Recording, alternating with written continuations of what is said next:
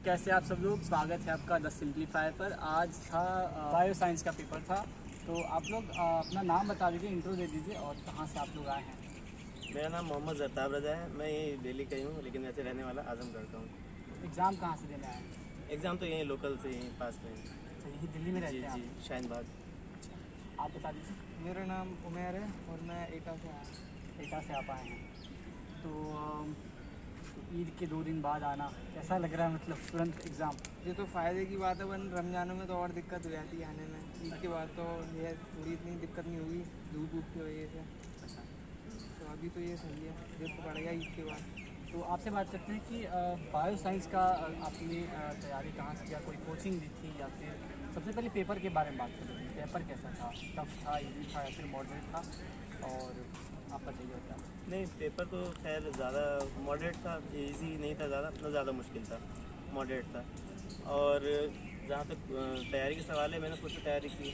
1 साल मैंने कोचिंग लिया था यहाँ स्काई वे पास में, ये शाहीन बाग में। वहीं पे हमने तैयारी की थी 1 साल। उसके बाद से मैंने तैयारी कहीं नहीं किया। उसके बाद से मैं खुद से तैयारी कर रहा हूँ और बेहतर गया, पेपर बहुत अच्छा गया है। क्या लगता है, हो जाएगा आपका? इंशाअल्लाह हो जाएगा, उम्मीद तो पूरा है। जी, आप बता दीजिए कि आपने तैयारी कैसे की थी? कहीं कोचिंग लिया था, फिर सेल्फ प्रिपरेशन किया था? नहीं, मैंने तो सेल्फ प्रिपरेशन किया था। और अभी तो क्या नाम है, अभी 12th जो किया था उसके बाद में थोड़ी सी मेरी रह गई थी, जो भी मेरा जिसमें हुआ था लॉकडाउन में। 12th प्रमोट हो गए थे बच्चे। अब 11th 12th की जो पढ़ाई रह गई थी तो वो भी कर रहा था, साथ के साथ में जो है सेल्फ के लिए डाल दिया था कि तो कोरोना में आपको बहुत ज़्यादा नुकसान हुआ था। हाँ, क्योंकि 12th में पढ़ाई तो हो नहीं पाई बिल्कुल ही। स्कूल कॉलेज बनते प्रमोट हो गए।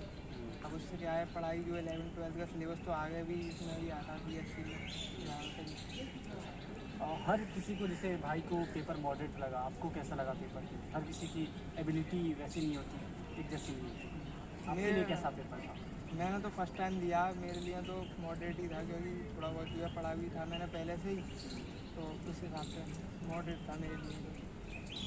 बाकी आपसे बात करते हैं कि कोई अगर इसकी तैयारी करना चाहता है बायो साइंस की, तो आप क्या टिप्स देंगे?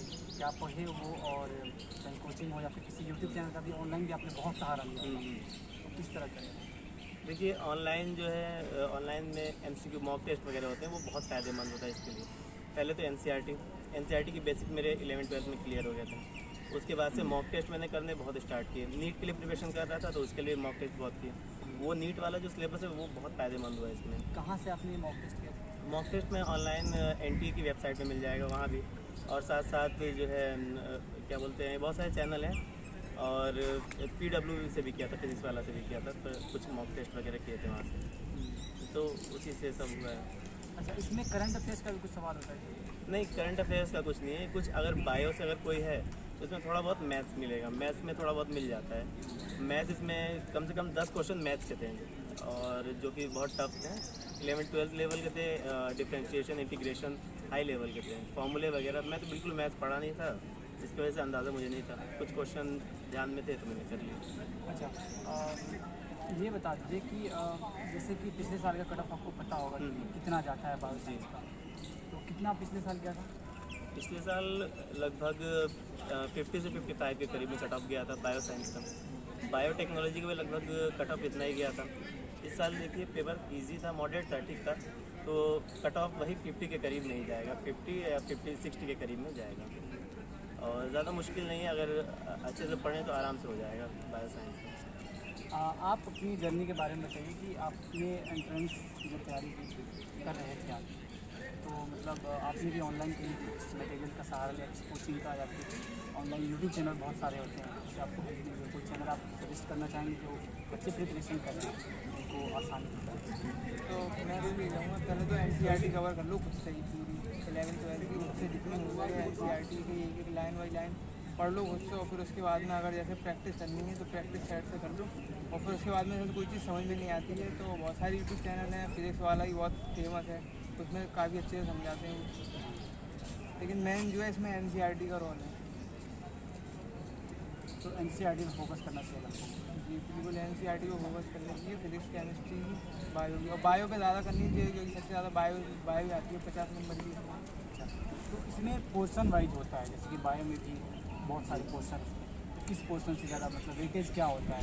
भाई ने बताया कि मैथ्स भी होता है, तो मैथ्स की कितनी सवाल होते हैं या फिर बायोलॉजी में कई टाइप? मैथ्स के लगभग 10 सवाल हैं और 10 सवाल 10-15 के करीब में होते हैं, उससे ज़्यादा नहीं होते। बाकी जो है बायो से जो बायोटेक्नोलॉजी वाला पार्ट आ जाता है, जो इम्यूनिटी वगैरह का जो पार्ट आता है वहाँ से ज़्यादा आता है। और बायो पढ़ने का तरीका बहुत बच्चों को ये है कि बायो सिर्फ उसको एक बार पढ़ेंगे क्वेश्चन करेंगे, नहीं, उसको बार बार थोरोली कम से कम 2-3 बार रीड करना है। एक चैप्टर पढ़ लिया तो एक चैप्टर को 2-3 बार रीड करें। तो पहले बार में तो रीडिंग होता है नॉर्मल, दूसरी बार में हल्का फुल्का समझ में आता है और तीसरी बार में अच्छे से डेप्थ में आने लगता है समझ में। तो ये रीडिंग क्वालिटी अगर डेवलप करते हैं अगर बच्चे, तो उससे ये होगा कि बच्चों में कॉन्फिडेंस भी आएगा, साथ में बेसिक कॉन्सेप्ट क्लियर होंगे, खुद ब खुद होंगे। कोई टीचर की ज़रूरत नहीं पड़ेगी। टीचर की ज़रूरत खैर बहुत जगह पे पड़ती है, लेकिन कुछ जगहों पे खुद ब खुद डेवलप हो जाएगा। रीडिंग क्वालिटी अगर अपने अच्छी करें तो बहुत ज़्यादा पढ़े, रीडिंग करें, रीडिंग की हैबिट ज़्यादा सही है। प्रीवियस ईयर क्वेश्चन में एग्जाम में हाँ। आपका कितना रोल प्ले? हाँ, प्रीवियस ईयर से कितने कोई सवाल रिपीटेड थे? प्रीवियस ईयर से खैर उसी के बेसिस पे थे सवाल। रिपीटेड अगर मैं कहूँ तो सिर्फ 3-4 मुझे दिखे जो कि प्रीवियस ईयर से रिपीटेड थे। डायरेक्ट सवाल? हाँ, डायरेक्ट सवाल पूछे तो जो पिछले साल दिखे थे मुझे, उसी को हल्का फुल्का इधर उधर करके दोबारा से दे दिए थे। और बाकी जो है बाकी उससे मिलता जुलता दिया था थोड़ा इधर उधर से। तो प्रीवियस ईयर आपने कितने साल के मतलब कर लिए थे? मैंने प्रीवियस ईयर बोर्ड के प्रीवियस ईयर के जो पेपर थे वो मैंने बहुत सारे किए थे, जिसकी वजह से मेरे कॉन्सेप्ट क्लियर हो गए थे। और वही प्रीवियस ईयर में से देखता हूँ मैं कि एमसीक्यू में भी वही आ रहे हैं, तो इससे बड़े मैंने बोर्ड वाले किए थे, वही मुझे फ़ायदेमंद हुए। और प्रीवियस ईयर मैंने कम से कम 2 साल के किए, 2 साल से ज़्यादा मैंने नहीं किया और ठीक ठाक। आपके साथ क्या एक्सपीरियंस रहा प्रीवियस ईयर क्वेश्चंस ने आपकी हेल्प की इस एग्ज़ाम को लेने में?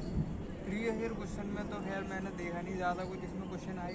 मैथ में देखा था, मैथ में तो क्वेश्चन आए थे पूरे प्रीवियस ईयर में से 5-10 क्वेश्चन भी थे, सेम थे बिल्कुल।